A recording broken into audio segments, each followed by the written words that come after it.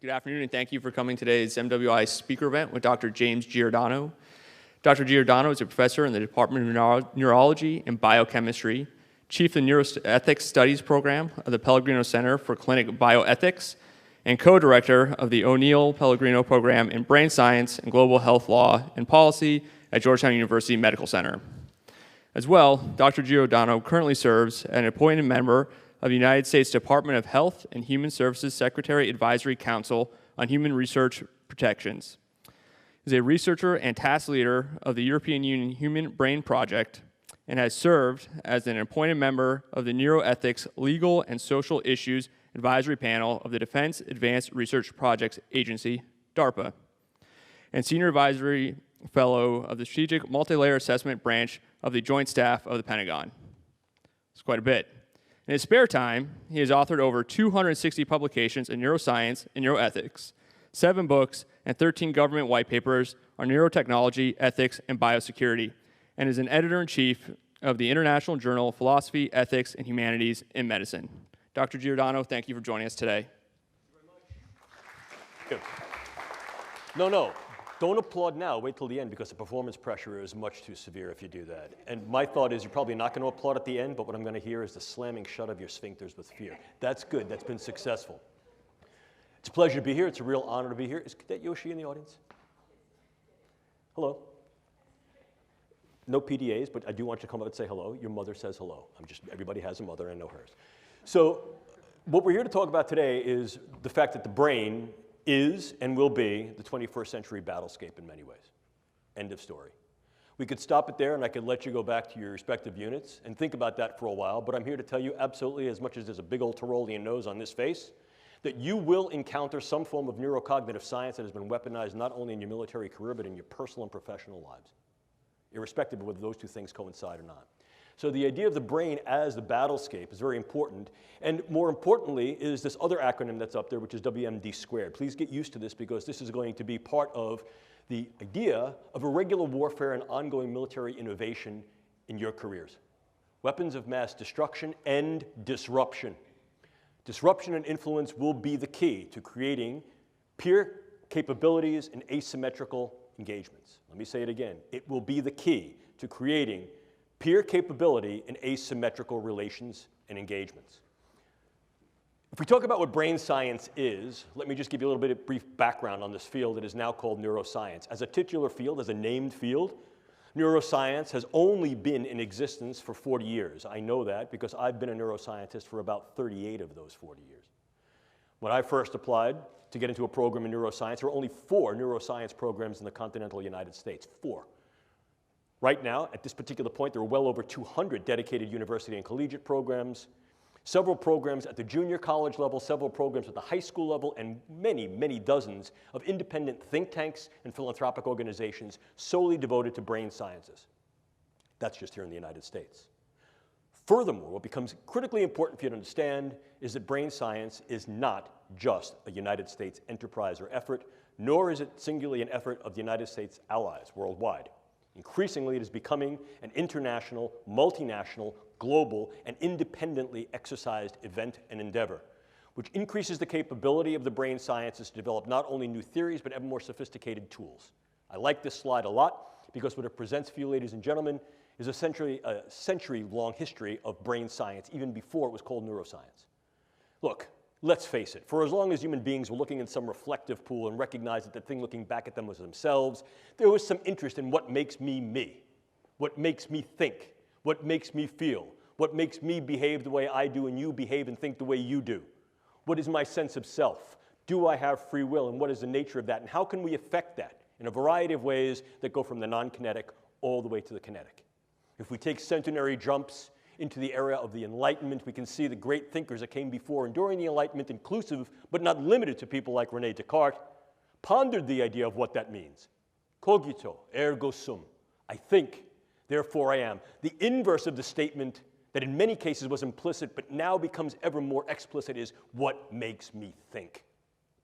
And if I can understand what makes me think and makes you think and makes you feel, then that understanding may in fact flavor, if not directly influence, the way you and I interact. But more than that, if in fact I understand how it is that your brain does what your brain does, I may be able to access your brain and affect your brain indirectly and directly.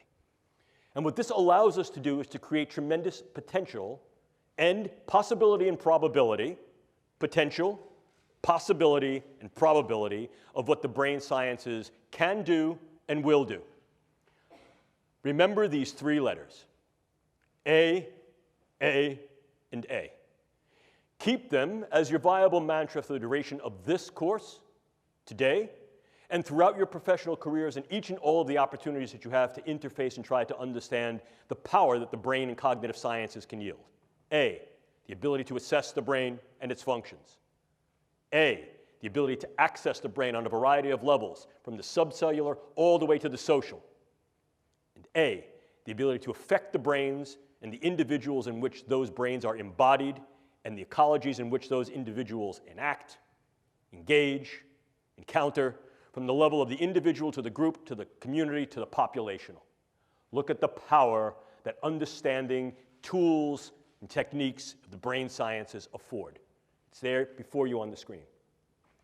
Obviously, if in fact this gives me some insight to the way people interact, inclusive of the way they may interact in bellicose, aggressive, violent, and volatile ways, and it also confers upon me certain powers to be able to influence that, alter that, change that, mitigate that, then clearly I'm able to use the brain sciences, as we have tried repeatedly in the past, to influence the postures and capabilities not only of our own individuals who are engaged in warfare, intelligence, and national security operations, but those who seek to threaten us. In other words, we can utilize these things in national security, intelligence, and defense. Please look at the timeline. A mere 10 years ago, in 2008, the National Academy of Sciences National Research Council convened a group to create a report dedicated to if and why and how brain sciences might be viable, valid, and of value in national security, intelligence, and defense operations. And in 2008, they did a 5-year retrospective and came to the conclusion that although these things may be valid, their relative viability and value at that particular time rendered them not ready for prime time play. Our group, working with others internationally, inclusive of the Nuffield Council in the UK, proceeded forward from 2008 and did a slightly deeper dive, looking at international capabilities, limitations, and delimitations in the brain sciences, and came to a very, very different set of conclusions. Not only were the brain sciences increasingly being considered, interested, and used for possibilities of national security, intelligence, and defense, but they would continue to be so as more and more countries internationally developed the capabilities and the specialized agendas to be able to look into the brain and affect the brain. So much so that by 2014, the exact same committee reconvened and recognized at that time that the brain sciences indeed were ready and in operational prime time for warfare, intelligence, and national security agenda. In other words, it is valid, valuable, and already in operational play. The brain is the current and future battle space, or at least one that can be leveraged in those ways to be able to create tremendous effect with fairly little investment of engagement. In other words, what it allows us to do is assess the brain, access the brain, and affect the brain. I'll unapologetically repeat myself throughout this lecture to drive home this point with regard to these capabilities, because each and all have gravitas importance and operational leverageability. That said, what are these techniques and technologies that have rendered this capability and, if you will, geopolitical, military, and social power? Well, I have them here before you. Generalization, we could parse them down into two discrete domains. First, the assessment neurotechnologies that do exactly as the name would imply. They are based upon various tools that we can use to assess those structures and functions of the brain that may be involved in those processes of cognition, emotion, and behaviors. Humans are tool users. Rarely, however, do we turn over a rock, look around a corner, or peer under the bed just to know what's under there. We use, at very, very least, the knowledge we have gained from turning the rock over and looking under the bed or around the corner. And very often, those things that we find under the rock, under the bed, or around the corner become tools for us to use in a variety of other engagements. Brain science, like any other science and technology, is no different. Earlier in the day at lunch, Major and I had a conversation about the viability of different types of research. Science for science's sake. Science just to know because that's where your interests lie. Oh, look, I've been an academic for well over 4 decades. And I can tell you that that kind of research is wonderful. But when that research is generated for a purpose and when it's funded and when that purpose deals with those things that are near and dear to the health, survivability, flourishing, and protection of kith and kin, then that research is operational research that has an end goal of use. This is what this is about. It's not just a question of trying to figure out what makes the brain tick and the way it's built. It's can we get in there to affect the ticking and talking, and by affecting the way that brain is built and the way it functions, influence in ways that are kinetic and non-kinetic, the attitudes, beliefs, thoughts, emotions, activities, and relative vulnerabilities and predispositions of those individuals for whom both we are responsible in terms of our own forces, perhaps to make them better, more insulated against injury, operationally protected and enhanced, and those who may threaten us. To do that, we need to intervene. So the other dimension of these neurotechnologies are interventional neurotechnologies. Now, I'm not going to bring you down the rabbit hole into what each and all of these things do, because you don't want to be a neuroscientist, and I'm certainly not going to make you a neuroscientist in an hour. But I think it becomes important to dial into a little bit more clarity and with further granularity what we're really talking about when we talk about these relative assessment and interventional technologies. In the former case, probably the one that gives the most rise to both provocation and contention, are various forms of neuroimaging, the ability to image the living brain, to be able to see what brain areas are differentially active as we engage in different thoughts, feelings, emotions, and tasks, and to then correlate the interaction of those nodes and networks with discrete patterns that occur not only in individuals, but in groups of individuals. In other words, if I can see how this gentleman's brain works, whether he's awake or falling asleep, thought I'd catch you. The idea there is that I can then understand, I'm only kidding, I can understand better, relax, I can only understand better not only what makes him happy, agitated, engaged, or tired, but I can then in some way alter my discourse to be able to make him feel happier, more engaged, and less tired. In so doing, I can take the information I have about the way a brain works, and I can put it to good use, practical use. Think about this. If I know what makes you tick as an individual, and I'm then able to generate patterns of how you as an individual relate to, are similar to, or different from other individuals, I may be able to then generate information that allows me to interact with you on ways that are more meaningful to our level of interaction. In other words, the more I know about what makes you tick, the more my interactions can be geared with you to make you tick the way I want you to. The way I want you to. Obviously, it takes some energy to put people into a big magnet and scan their brain. There's a whole bunch of things that are limitations of brain imaging. We recognize that. That's part of the mission.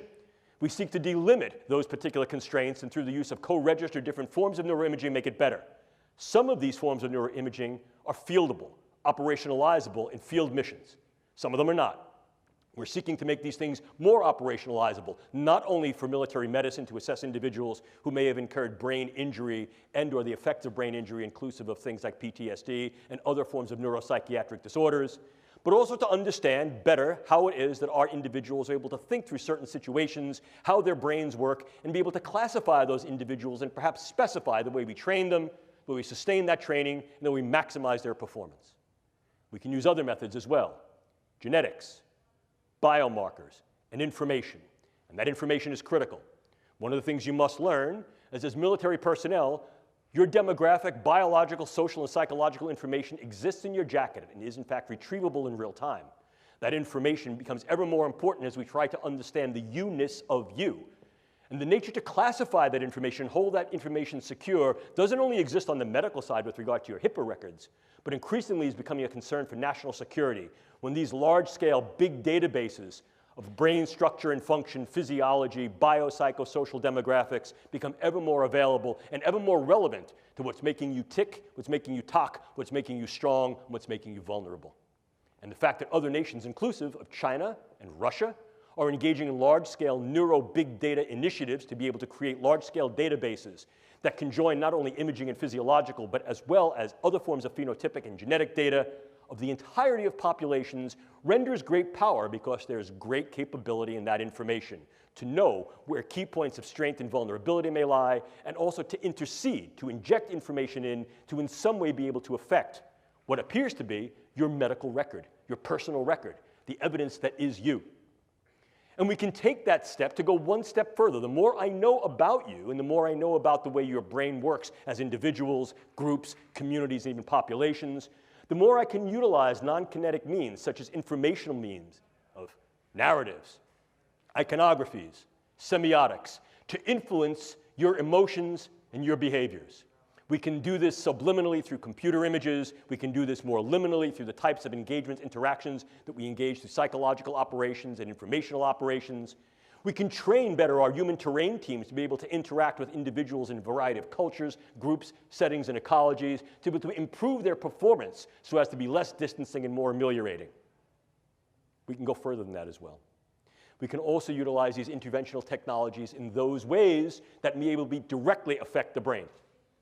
Probably the one that you've heard about most recently, most contemporaneously in the literature, is the possibility to use some form of directed energy to affect physiology peripherally and also to affect the physiology and health of the brain. Case in point here, US Embassy personnel in Havana and possibly in China. And of course, there's not a lot that I can tell you about that, although I am one of the researchers on that particular project. But this seems to be wholly indicative and supportive of the fact that this was at least some form of directed energy, whether it was wholly intentional or not, still remains to be definitively decided. However, the pattern of insult and injury to those individuals and the pattern of injury of who was affected strongly suggests that this was an intentional and directed engagement, and that this represents a beta test, a possible probe of a directed energy neuroweapon.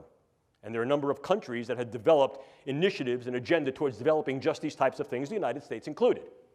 But you also have a whole host of other things that can go bump and bang in your brain.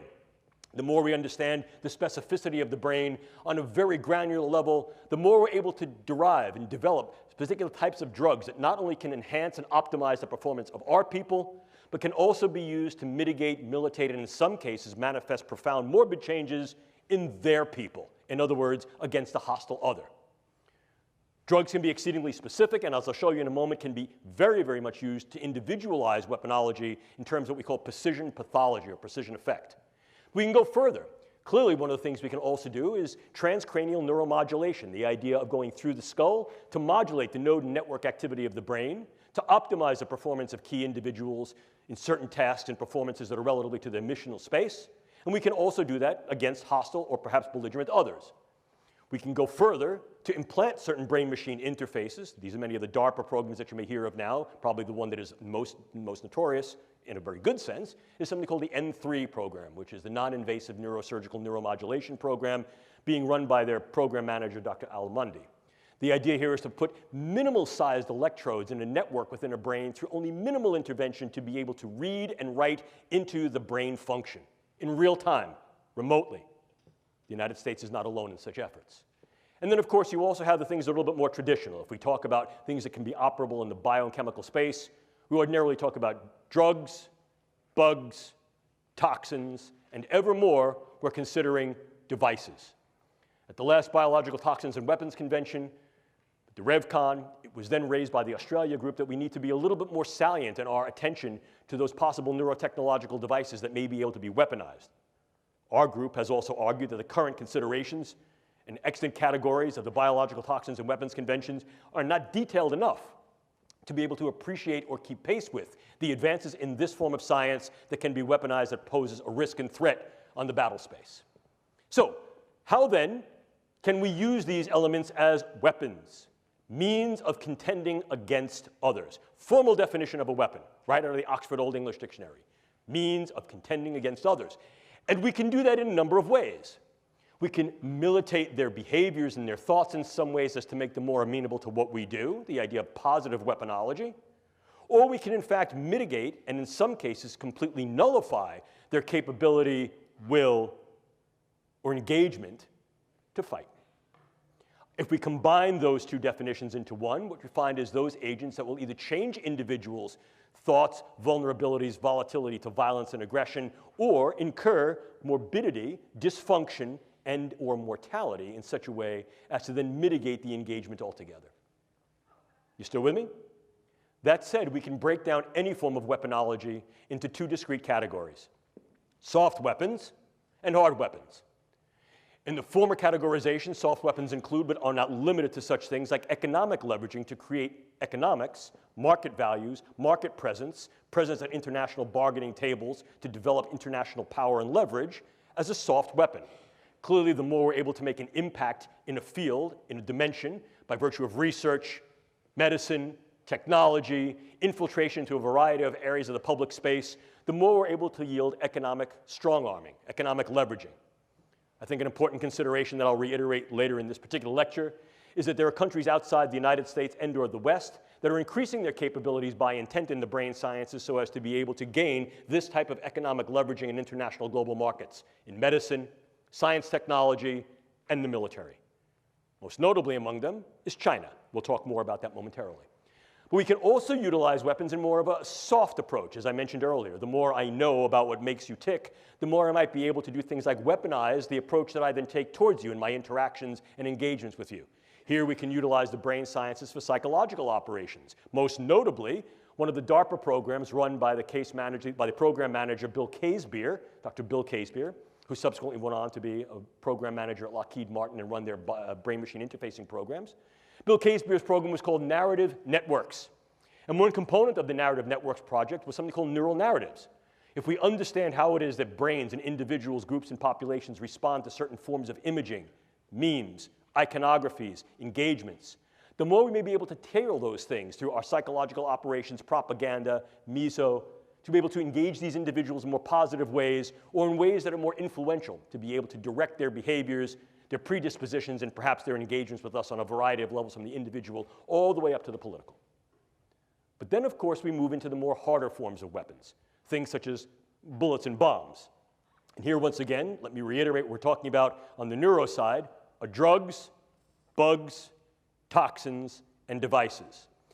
But of course, if we spill over the idea of soft weaponology into a hard weaponization, we also see the use of biodata as a viable weapon.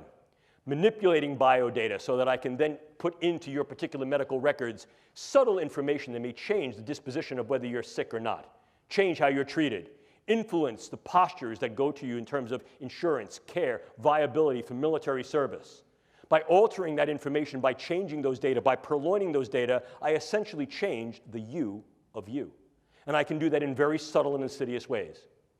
Furthermore, I can do that on a variety of different levels that can affect key individuals so that, in fact, your medical record changes to thereby render you incapable or at least invalid to be able to serve in a way you're serving. Or I can do that on a much larger scale, groups, populations. And if I change those data, I change the way you're being regarded and treated. And I can do that in one of two ways. I can do it in such a way that you're going to be regarded in a negative sense, or I can do that in such a way that I'm going to treat you incorrectly. If I say, for example, you have a particular allergy, or you have particular sensitivities, or you have a particular disorder, you will be treated for that, and that could then harm your health and your stability in both a short wars approach as well as a long wars approach. But if we take a look at this in a little more detail, you can see that once again it falls back to the idea of what can we do to ours and what can be done to others. Clearly, one dimension, one domain of operational viability and value is to enhance the capabilities of the combat and intelligence operator across a range of scalabilities in both general purpose and more select forces. And this is the idea of neuro-enablement. Neuro-enablement. You will hear this referred to in a variety of different ways. Performance optimization, enhancement, enablement, maximization. These terms mean something. A number of years ago, our group was tasked with the Air Force to develop a lexicon, a nomenclature, that would be able to define these in more precise ways. And I'll not bore you with that now. But the idea of enablement gives forth, I think, a particular meaning that's relevant. You're enabling individuals to do some aspects of a performance of a task that is germane and justified to their operational mission and that is, in fact, done with regard to protection of their charges. So in other words, we're saying, we're going to make you good to go, and we've decided that this is good. The reason this can become problematic, of course, is that what definition of good are we using? What we define, whoever the proverbial we may be, to be good, might be quite different than what they, whoever the proverbial they is. And as a consequence, we have to keep a much broader window of opportunity and possibility open to be aware for the potential benefits, burdens, and risks that this type of engagement may pose.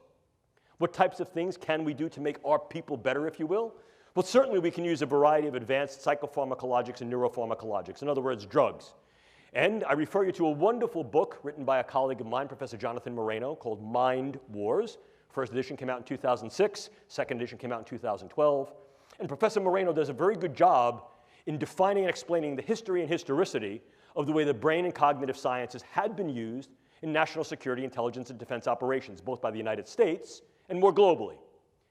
And what we see is that this is certainly not a new event. We can look back into antiquity and see that there have been attempts to try to maximize the performance, capability, sustainability, and protection of those individuals who are operational warfighters, literally from ancient Rome and Greece all the way to the 20th and now 21st century.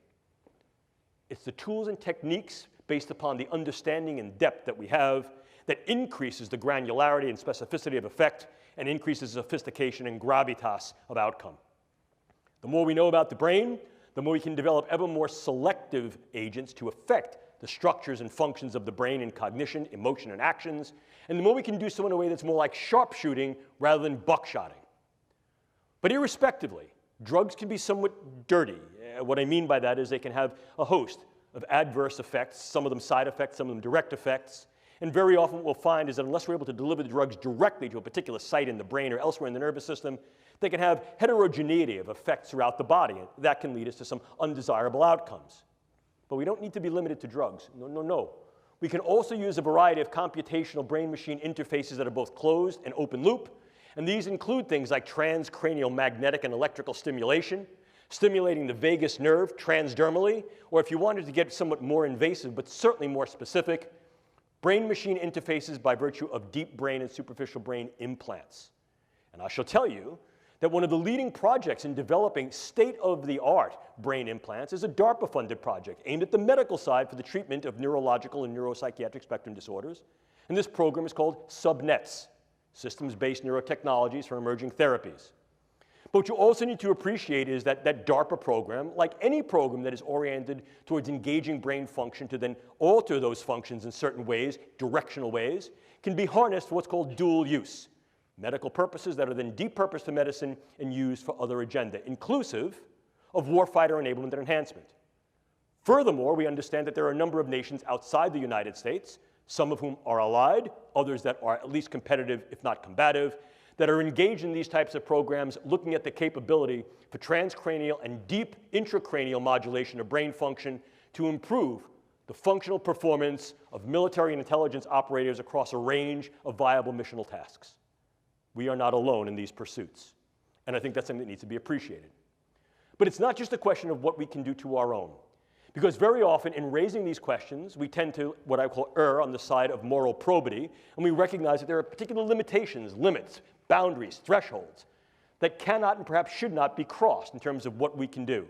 And if we intend to cross them, we only cross them with consent, and that consent is highly contingent upon the necessity of a continuity of research and clinical care, understanding what happens to the individual once they've been enabled and enhanced, and what may happen when they're no longer enabled and enhanced. In other words, more colloquially, when Superman goes back to being Clark Kent, what happens to Clark becomes the burden and obligation of our responsibility. However, those ethics are not homogeneous on the world stage. And the idea of pushing the envelope of what can be done to the combat, warfighter, and intelligence operator, and perhaps more broadly to those individuals who may oppose particular regimes and or may be military fighters against your own regime, is very often bounded by, and in some cases deconstricted by philosophies, cultures, and ethics of those individuals who may be competitive, if not combative to us. So in other words, this can also be weaponized against others. And this is where we get into the idea of novel neuroweapons. Once again, this is not necessarily new, but the momentum of this dimension of the field has accelerated as a consequence of increased understanding of the brain and increased capability to develop tools and techniques to access and affect the brain. So what are we seeing here? Well, take a look. We see in-close neuropharmaceuticals and organic toxins. What's new about this is the in-close nature of this. Increasingly, we're not seeing these things as weapons of mass destruction against gross aspects of the population, although certainly many neuroweapons such as sarin gas and VX and other forms of neurotoxic agents can be leveraged against large groups of people, but that's messy. More specifically, perhaps, might be targeting individuals on a level that allows either direct attribution or covert engagement with non-attribution. Let me give you an example of what I mean. So this gentleman is the leader of some group, a political group, a social group, a combative group, and under the veil of a white flag, he and I are now to have some kind of a caucus, a meeting. And during that meeting, what I do is I lace the rim of his drink, or his pen, or his seat, or something in his immediate environment with very, very low-dose drug or toxins that are going to affect his stability. They may affect the way his brain works, and as a consequence of that, they can affect the functions of his brain, his thought patterns, his relative emotionality, and the behaviors that go along with that. One of two things might happen. He might be completely incapacitated as a consequence of this, or he may change his level of capacity and engagement so that he went into the meeting thinking, I hate this guy's my enemy. He walks out of the meeting going, I love this guy's great. Now what could happen? If in fact this is a gentleman who has charismatic, financial, elected, or dictatorial power, it may be that his followers will then follow him blindly. He came into the meeting as a leader of those followers who were bellicose, who were volatile, who were violent and aggressive. He comes out of the meeting and he tells them to change their behaviors, and they do. Or I could sever the trust. By now, he leaves this meeting, he's espousing a very different philosophical stance and orientation, and his followers no longer adhere to his precepts, his tenets, or his lead, and I fractured the relative arrangement of trust, engagement, capability that he fostered, leaving that population disrupted and vulnerable to intervention, to a coup d'etat, to a junta, to some type of insertive reassumption of leadership. You see how this can work? Furthermore, I can use this very tactically. Some of these agents allow me to assemble the agent on site and not have to stockpile it, which allows me to take the components of this agent into and out of a country relatively covertly, target a specific individual, change or eliminate that individual with very little attribution and trace, and be able to leave prior to any attribution. Think Novichok. Or I could assemble very small quantities of this that would then allow a specific intervention, characteristically in a place that would not allow such an intervention. Think of the use of a derivative of Vx in an airport. But I could do more than that. I could also incur much broader type of ripple effects. And one of the ways I could also do that is with what's called high morbidity neuromicrobiologic agents. It's a real fancy way of saying neurobugs. But high morbidity neurobugs. I may not want to kill a lot of people. In fact, arguably, I may assume what is sometimes referred to as the Sailor-Malin mantra. For those of you who may be fans or students of military history, you may remember that Sailor-Malin, Wing Commander Sailor-Malin, was a South African who flew with the Royal Air Force during the Second World War. And he became well known during the Battle of Britain for shooting up German airplanes but letting them limp home, particularly bomber aircraft. And they would ask Sailor-Malin, oh, Wing Commander, why didn't you shoot that plane down? And his adage was simple. Better to have that plane return home with wounded crew who are spitting up their lungs, one dead crewman that they had to attend to and therefore divert their missional capability while in flight, than shoot them down. Because the psychological effect will be rippling and devastating. This is sometimes referred to as the Malin effect. What can I do?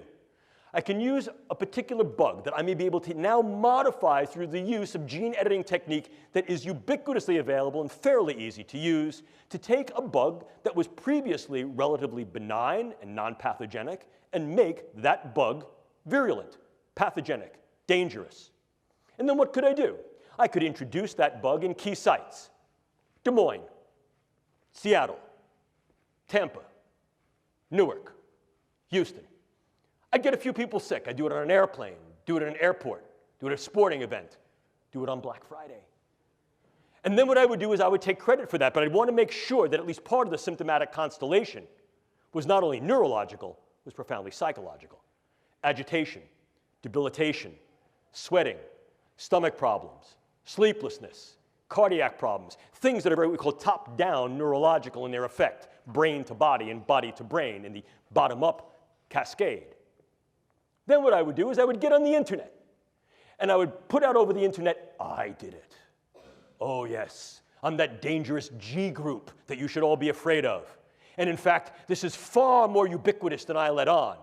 These are only the first cases. I've let these buggies go all over the country, and your early warning signs are agitation, anxiety, worry, sleeplessness, stomach problems, heart problems. What have I done? I've rippled the sheets of the worried well.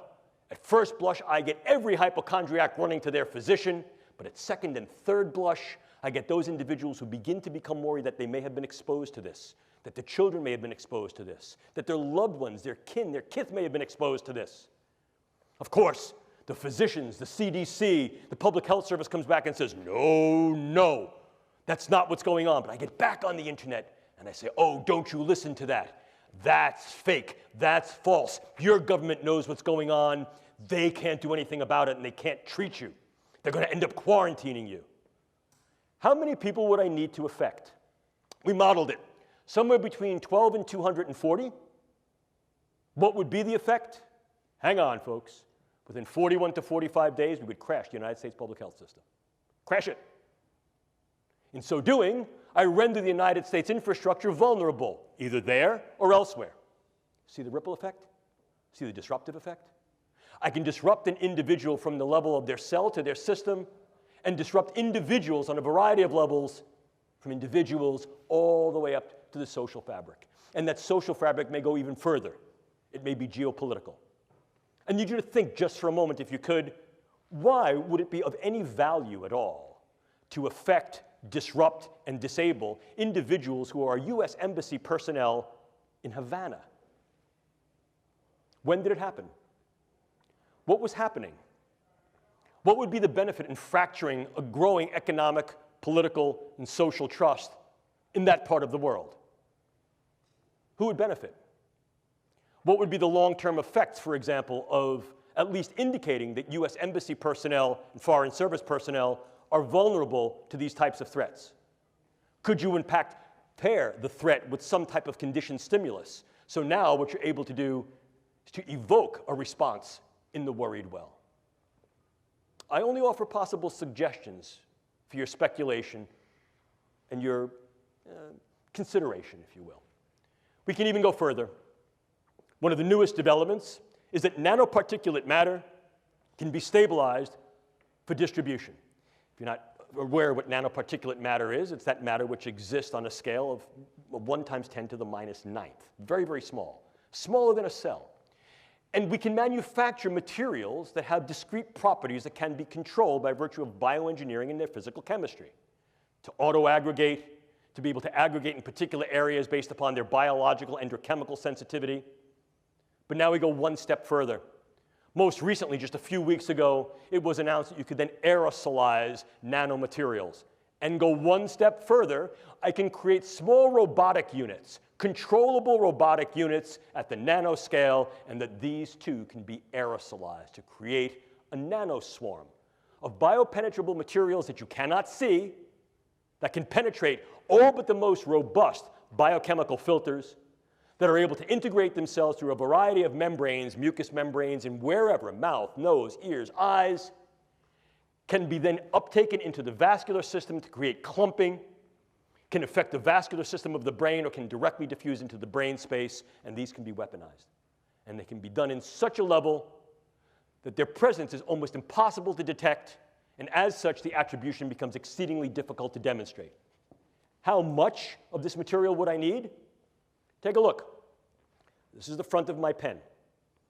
This amount of nanomaterial, if be able to maintain and sustain with regard to its deliverability and aerosolization, could in fact affect all of you, or based upon where I come from, New York City, all yous. Look at this. Look at this. I'm carrying that material. Would you see it? Would I have to lug a giant weapon into the room? No, I wouldn't. And what if, in fact, I utilized some form of an unmanned aerial device or unmanned ground device as a delivery vehicle? Something like a drone or a bug. Could I do something with that? But let's keep going. Could I also utilize a whole host of devices to be able to affect individuals close in, for example, during interrogations, during social engagements, during human terrain team engagements, or more remotely, in a room, in a theater, in an airplane, in a bus, in a store, in a mall? The answer is increasingly yes. So this then represents for us both a challenge and an opportunity. The challenge is that increasingly what we find is that neuroscience and technology is relatively easy to obtain.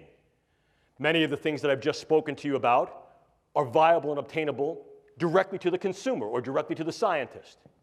We also know that many of the products that are available direct to consumer can be easily modified to create things that have a much higher weaponization potential. But more than that, we also recognize that there are dedicated efforts on the part of nation states and even groups of non-state actors and increasingly virtual nations that are using virtual currencies to fund research efforts in these areas. I'd like to think that I'm a smart guy talking to a bunch of very intelligent individuals, but let's face it, we're not the only smart people in the world. And if we're thinking this way, there are plenty of other people who are thinking this way too. Some of them are our allies, some of them may be our competitors, and some of them are combatants and hostiles. And this is, in fact, the reality. Furthermore, we recognize that the goal, particularly among the actions of the United States and her allies, is to fight for right and honor, but to keep our own honor clean, to take the moral high ground, if you will.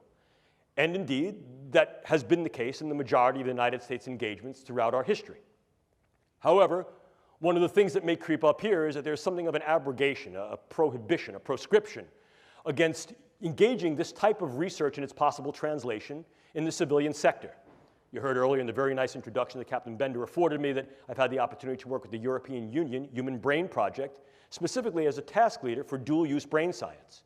And one of the considerations that grew out of that was that absolutely none of those projects in the Human Brain Project, again, a multinational effort, can and should be uptaken into warfare, intelligence, and national security agenda. That's viable enough. The idea there is that these things should be used for only peaceful means. However, this also creates a challenge. And the challenge is simple.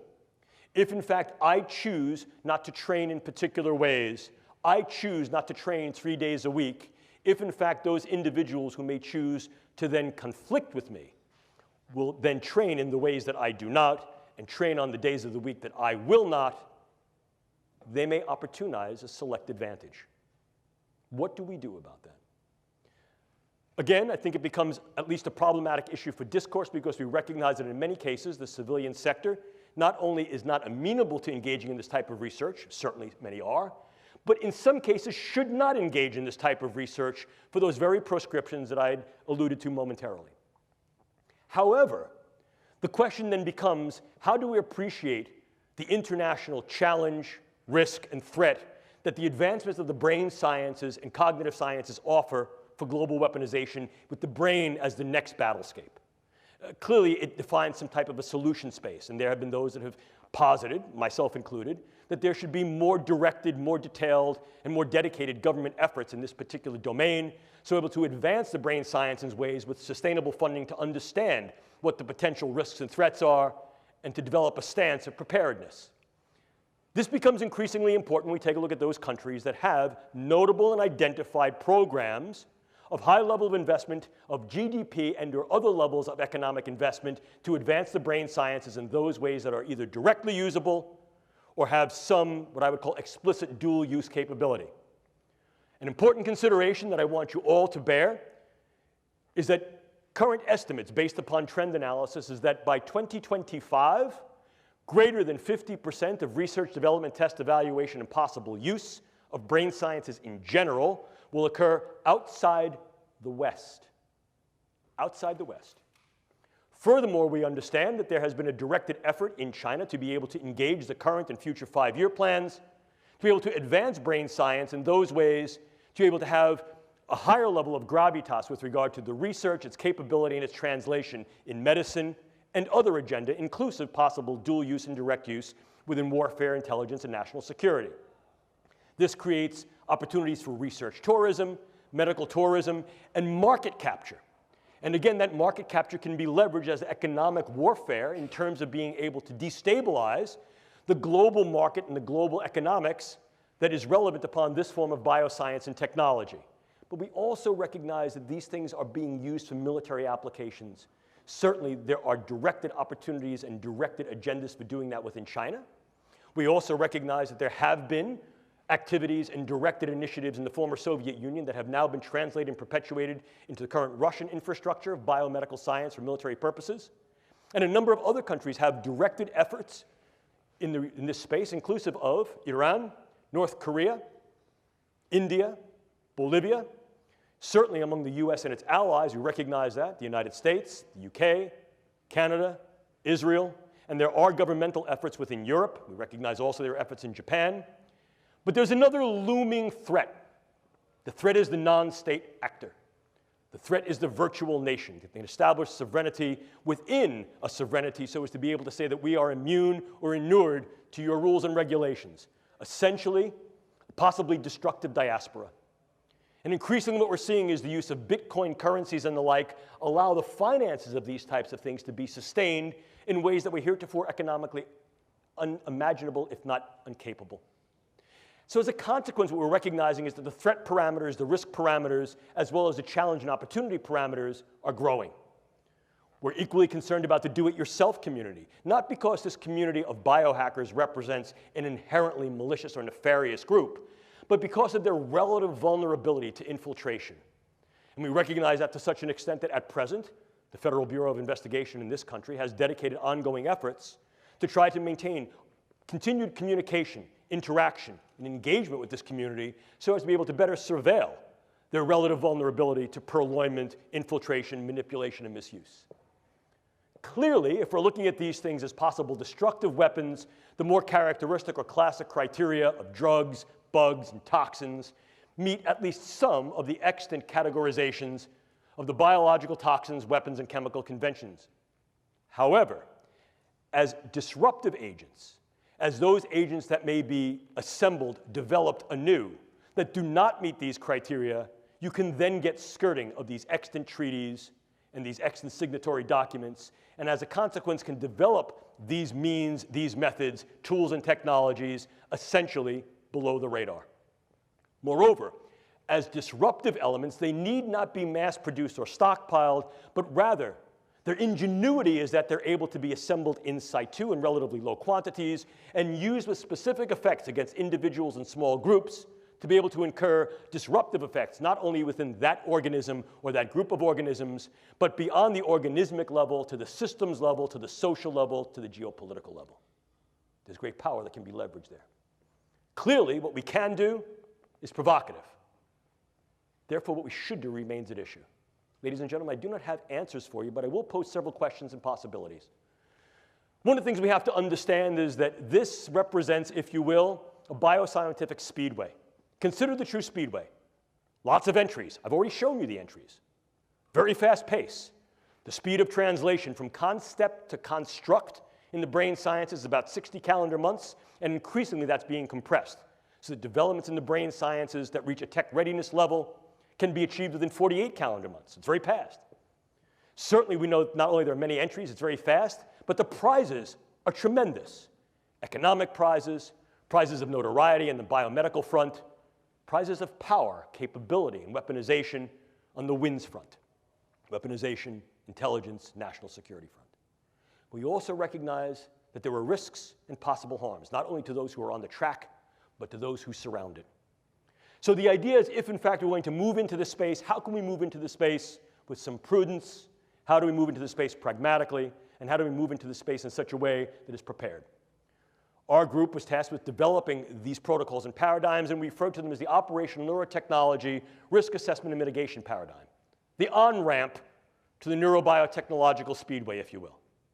I won't bore you by reading the slide, but I do want you to pay particular attention to the lower box. That's Zig Brzezinski. In 1970, he was prescient, had foresight, and said in 1970, in the coming decades, we will see an increasing viability and value of being able to affect the neurocognitive space. There was something of the sort of crystal ball in that statement. We are there, and increasingly will be ever deepeningly there based upon not only our own initiatives, but those initiatives of groups around the country. This is a space that we need to at least be prepared for. A simple precautionary principle will no longer obtain. Why? Number one, it shouldn't. Number two, it's anachronistic. Just because we recognize that in some cases, the risks may be high and there may be certain benefits, a simple precautionary principle says if the risks or threats outweigh the benefits, don't go. However, we need to also be equally preparative and take a more advanced precautionary principle that says we must examine the potential, the probability, and the possibilities of what those risks and threats are relative to the benefits of a stance of preparedness. And preparedness very often includes engaging the research to understand how these things work and how they can be used. How do we do it? Well, these are some of the contingencies that I offer simply as proposition for you. I ask you to consider them. Number one, what is the technical rightness of any and all form of neuroscience and technology in these types of agenda? What are key situational variables that may be germane to its use or non-use? Is there evaluation or some revision of the various ethical concepts that may be able to guide these uses in practice? And might we need to develop, in some cases, new frameworks, new foundations of ethics that are more applicable, given the fact that the science and technology may be running at a speed to which our ethics and policies may not yet be apace? I'm not going to bore you with these contingencies, but what I want you to do is pretty much go down to the very, very last one. The idea here is can we utilize neuroscience and technology? And if the answer is yes, we can, should we? And if the answer there is we already are, and there are some domains and dimensions by which use should be advocated, for example, non-lethality, least harm, doing less harm than other forms of interventions and engagements that are currently in use, being able to mitigate individuals' capacity or willingness to engage in volatility. In other words, improving the capacity for individuals to gain capability to get along. Well, perhaps there's some value there. If these things are going to be used in a more hard weaponized approach, are they being used in those ways that are less harmful than other extant weapons? And/or what are the postures that we should adopt if, in fact, another nation utilizes this form of weaponology? What represents what I would consider to be comparative or appropriate proportionality?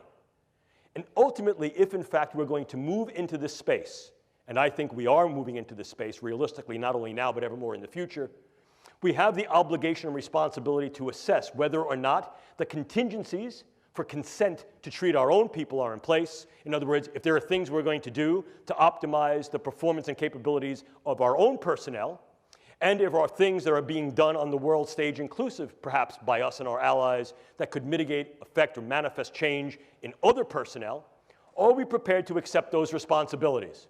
The responsibilities for ongoing research, the responsibilities for ongoing clinical care, not only of ours, but internationally, because of the role that the United States and our allies plays, and because of the need to take an upstanding moral front with regard to the fact that as we develop weapons, and as weapons are developed by us, our allies, and by others, the preparedness stance says we must also be equally assumed, equally in position to be able to not only counter those weapons, but mitigate and treat the effects that those weapons incur. And in fact, historically, very often what we've seen is that that has been the interesting march of science, technology, and medicine, where advancements in medicine very often arise as a consequence of the possible utility of various forms of science and tech to be weaponized and the damage that they incur. But the question still comes up, ladies and gentlemen, what ethics shall we use to guide research, test, development, and perhaps utilization of neuroscience and neurotechnology in these agenda and initiatives? Clearly, here in the United States, as with any open society, our military has relative transparency to the polis for our intents, our goals, and our operations. Absolutely, certain things are held confidential and classified. You don't show the other team your playbook on Friday and expect to win the game on Sunday. Yes, of course. And information we may understand about what they're doing by virtue of our deep and our intermediate surveillance may also be kept close to the chest, if you will. But the transparency of military intent, operations, goals, and interventions here in the United States has been paramount to the nature and fabric of our infrastructure, our politics, and our government. And the same is true for our allies. So at least part of this needs to be at least relevant to, afforded by, and guided through civilian ethics.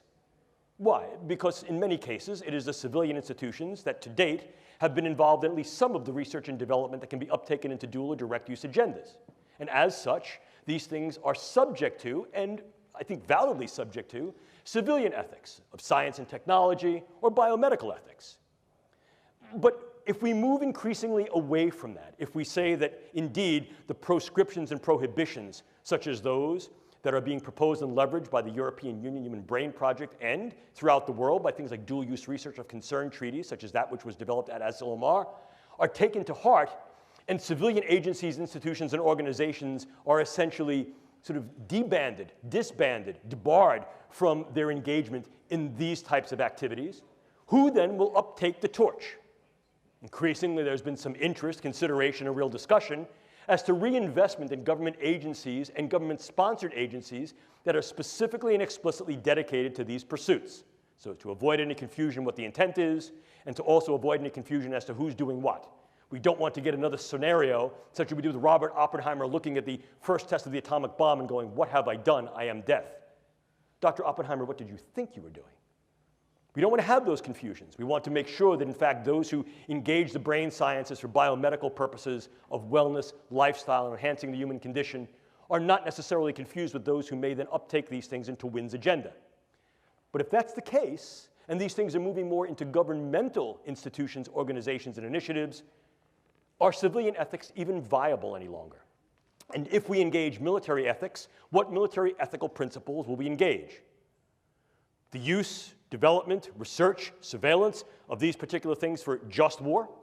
And if, in fact, these things are not used in a strictly warfare fashion where war is declared by the use of these agents, yet they still tend to be bellicose or disruptive, can we then say that we can justify their use? In other words, not just a just war, but their just use within this frame of conduct, whatever this may be. And/or can we revive another older and less known tradition, which is called jus contra bellum, which is justification for the use to prevent warfare. Here, the use of the neurocognitive sciences and intelligence, human terrain teams, psychological operations such as narrative networks, may be viable to de-escalate the volatility and vulnerability towards violence and combativeness. But again, we need to consider to what level we will engage this and whether or not the current ethics that we have in place are viable and valuable to do this, and how these things can then be rendered on the international scale. Because if, in fact, this is going to demand the multinational global discourse that it will, then clearly the global relevance of any ethical approach needs to be considered. And ethics very often is said to have a big mouth but no teeth, but policies and international law has choppers that can, in fact, be retributive and can bite. What do these developments then incur for ongoing iterations of the Biological Toxins and Weapons Convention, as well as other treaties, policies, and international laws that may help to guide, direct, if not regulate and govern the use of these particular implements? So the situation we're faced with, ladies and gentlemen, is as follows. As we begin to untangle the Gordian knot of the brain through the development of neuroscience and technologies, we've come to the precarious position of opening the proverbial can of worms of if, how, in what ways, to what extent, and when these techniques and technologies will be used in weaponized intelligence and national security agenda. I submit to you, ladies and gentlemen, that can has already been opened. It'll be our job, and increasingly your job, to be able to navigate this new terrain, this brave new world, and what it incurs. This is Atlas. And the idea of Atlas was that Atlas balanced the integrity and well-being of the world upon his shoulders. I disagree. Atlas of the 21st century, as you see here, balances the world upon her head. What we know about the brain, what we're able to do with the brain, and of all those organisms that are embodied and have one that exist in their various environments, cultures, and ecologies. Because the brain sciences and its technologies confer tremendous capability of knowledge, intervention. With tremendous capability comes tremendous power. And with tremendous power comes great responsibility. Look, that phrase is good enough for Spider-Man, certainly was good enough for Goethe and Nietzsche, certainly good enough for me, and I hand that off to you. Because, ladies and gentlemen, as I started this, neuroscience puts the brain at our fingertips. Whether that's to help, to heal, or to harm, is simply the effect of the human condition and how we put this to play. You will, in your professional careers and your personal lives, see the brain sciences ever more infiltrated and integrated, not only into the battle space, but to the bedside, to the boardroom, and beyond. They will be a part of your realistic lives in the way we engage each other, regard each other, treat each other, interact, and perhaps enter into combat. Understanding the brain sciences and their power will become one of your obligate responsibilities, not only as military officers, but as civilians of the 21st century global space. I like to end a lecture like this usually by giving you a little personal story. My dad, former Navy man, was an engineer. And one of the things Dad liked to do was build stuff. He liked to tinker. I still like to tinker. I like to work with tools. And my dad was a really bright guy. One of the things he did when I was a kid, he'd come home every month and bring me a new tool, teach me how to use it. So that in fairly short order, as a young kid, I became pretty adroit, or at least I thought I was adroit, with using tools. And with all of the impulsiveness and zeal of youth, getting a new tool with only partial knowledge, I remember one day Dad came home and he said to me, "Jim, here's a brand new tool." And I took it from him. I said, "Thanks, Dad," and I went to go running off. My dad put his hand on my shoulder and he said, "Jim, slow down. Measure twice. Cut once. Sometimes you can't go back." Ladies and gentlemen, these are the brain sciences. They can and they will increasingly be used in national security, intelligence, and defense agenda globally. We need to measure twice and cut once and make sure that the cut that we make is one that is for good, one that is for right, and is one that does not cut our own throats or the throats of others in those ways that are irreparable. I leave you with my father's wisdom. These are some of our white papers that we've submitted to the Strategic Multi-Layer Assessment Group of the Joint Staff of the Pentagon. I can make these slides available to you. These are now all open domain and available to your perusal. If you're interested in some of our ongoing work by my research group, I provide you with some of our own work. And this is the part of the lecture, I'm going to look right at the camera, that is the unabashed self-promotional plug.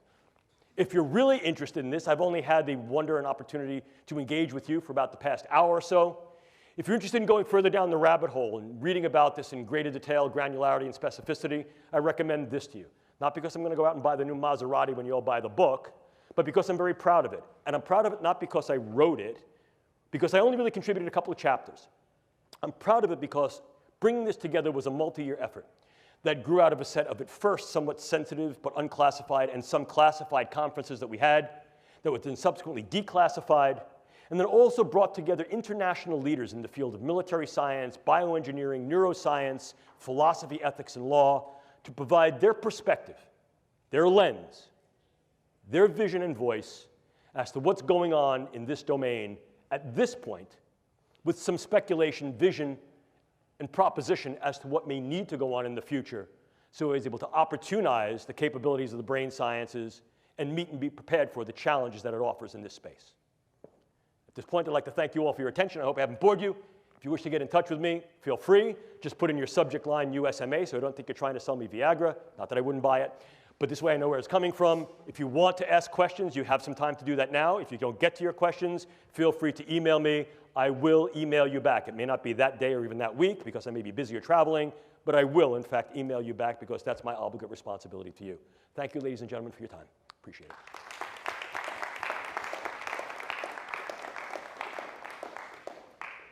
If you guys have any questions, we have about 5 to 10 minutes. Yes, sir. Not really a military question. I'm just curious what you think of Michael Pollan's new book and the role of psychedelics in society. Oh, yeah. Well, so there have been a number of different books. So the new book there is that the idea psychedelic drugs had some bad research, and of course some of that bad research was not only procedurally bad, it was based upon the font of knowledge we had at the time. Having engaged in psychedelic research, well, maybe some. Having engaged in psychedelic research, one of my first projects actually was looking at methylene dioxymethamphetamine ecstasy under United States Navy grant for the possibility of weaponizing ecstasy as a volatile agent, as a viable agent, particularly against submariners. So the understanding that the psychedelics could in fact be used in a variety of different ways, inclusive of weaponization, is not new. We look back to the older projects such as MK Ultra, Mind Control Ultra, which utilized lysergic acid diethylamide and psilocybin to be able to alter the cognitions, emotions, and behaviors of individuals to see if that could be leveraged not only against our own people, but against others, sort of the whole brainwashing, mind-changing effect. However, one of the things we've come to recognize is that the mechanisms of these psychedelic agents is far more specific than we thought, and in fact, can be incurred at far lower doses than were heretofore attempted either experimentally or in social practice. So there's a regenerated interest, a revivified interest in re-examining the mechanisms and effect of these psychedelic compounds, inclusive of lysergic acid diethylamide, psilocybin, dimethyltryptamine, as well as some that are sort of like borderline on what might be considered a psychedelic, such as the affiliative drugs like MDMA, at microdoses, sort of intermediate microdoses, not only to treat individuals who've had particular neuropsychiatric spectrum disorders, and there's a growing body of research that would suggest that even one-time administration of a therapeutic dose of LSD or psilocybin and/or MDMA may have very profound therapeutic effects against certain forms of PTSD, intractable depression, and beyond the military framework, even certain forms of psychosis. We also recognize that these things may be useful in treating forms of TBI, treating other forms of psychiatric and neuropsychiatric disorders, and may also be viable as performance enhancers, particularly if given in a very specific regimen at a very controlled dosimetry. So to think like so many other things, the more we're learning about the brain suggests to us not only what we know, but what we didn't know, some of the errors in our previous ways of experimentation and empiricism, and that allows us to revisit these things under a newer and I think more granular perspective that I think may demonstrate certain benefits, as well as giving rise to concern about certain burdens and risks. So I think that it certainly warrants continued research, and I think that we need to be cautious in how we interpret that research and its translational effect, but I think there's great benefit to be gained there. Did I answer your question? Other questions? Yes, sir. So I had a similar question. So in regards to the enablement of the warfighter or intel operator, do you think one day the military will change its stance towards legalizing the use of pharmaceuticals or nootropics such as modafinil or Adderall to... Yes. Yes. In fact, I can tell you some ongoing research that's being done now by the Air Force Research Laboratory that's looking not only at the comparative use of what's called nootropic agents, as you said, modafinil and some of the newer ones. They've been around for a while, but they're sort of new with regard to the light of their potential utility. Some of those drugs like as piracetam, pramiracetam, oxiracetam, these have been around for a long time, but now we're understanding their mechanisms a little bit better, and we're recognizing how we may be able to use them in concert with other agents, inclusive of something like caffeine, and or how we can also utilize these agents at lower doses that are much more safer dose, that can also then be co-potentiated through the use of various devices. Here, we're talking about the transcranial devices such as transcranial magnetic stimulation and transcranial electrical stimulation. And if you're interested in some of this work, I refer you to a colleague of mine who's at Air Force. He's a Wright Pat, and his name is Andy McKinley. Just look up some of Dr. McKinley's work in this area. It's stellar. It's leading edge. And the Air Force Office of Scientific Research is funding a number of different projects that are looking at exactly this mechanism. Can we engage certain brain substrates, nodes, and networks through the use of new pharmaceuticals or older pharmaceuticals that are redosed or pharmaceutically delivered in different ways to be able to maximize key aspects of the processes of those neural functions that are operative in key tasks for the intelligence operator or warfighter. And in so doing, can we then take a slightly different stance on our postures towards the viability and value of these drugs under controlled circumstances for the warfighter or intelligence operator? And I think that's the general idea. Okay? Did I answer your question? Cool. Other questions? Going once, going twice. Thank you all.